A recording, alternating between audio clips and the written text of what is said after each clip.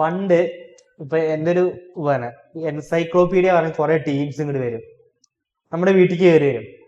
വീട്ടിലേക്ക് കയറി വന്നിട്ട് അവർ ചെയ്യുന്ന എന്താന്ന് വെച്ചാൽ അതിൽ വലിയൊരു ബുക്ക് ഉണ്ടാവും, അതിൽ ഒത്തിരി കാര്യങ്ങൾ ഉണ്ടാവും.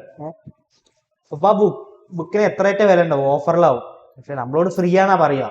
അപ്പൊ തുടക്കം ഫ്രീ എന്ന് പറഞ്ഞിട്ട് ഇപ്പൊ ഇവര് തുടങ്ങും. അതായത് നമ്മളോട് കുറച്ച് ചോദ്യങ്ങൾ ചോദിക്കും. ഇങ്ങനെയാണ് അവർ പറയാ, എടാ മോനെ നിങ്ങളോട് കുറച്ച് ചോദ്യങ്ങൾ ചോദിക്കട്ടെ, ചോദ്യങ്ങൾക്ക് ശരി ഉത്തരം പറ, ഈ ബുക്ക് നടക്കും ഫ്രീ ഫ്രീ. അതായത് ഇങ്ങനെ ചോദിക്കും. എന്തൊരു ചോദ്യം ചോദിച്ചു കേട്ടോ, 4 ഓപ്ഷൻ ഉണ്ട്. അപ്പൊ 4 ഓപ്ഷനിൽ ശരി ഉത്തരം ഒറ്റ ചാൻസ് ഉള്ളവർ ആദ്യം പറഞ്ഞു. അപ്പോ ഞാനൊരു ഉത്തരം പറഞ്ഞു, തെറ്റ്. പക്ഷെ നിനക്ക് ഒരു ചാൻസും കൂടി ഉണ്ട്, അതും തെറ്റ്.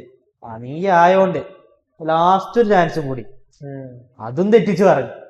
പിന്നെ ലാസ്റ്റുള്ള ഒരു ഉത്തരല്ലേ, താങ്കൾ വിജയിച്ചിരിക്കുന്നു. മറ്റേ എൻസൈക്ലോപീഡിയ നമുക്ക് തരും.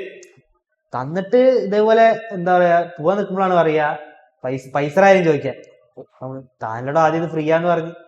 പിന്നെയാണ് കാര്യം മനസ്സിലാവുക, ഓഫറാണ്. പിന്നെ 2000 സംതിങ് രൂപയുടെ 1000-500 രൂപയ്ക്ക് കിട്ടും ആ ഒരു സംഭവം.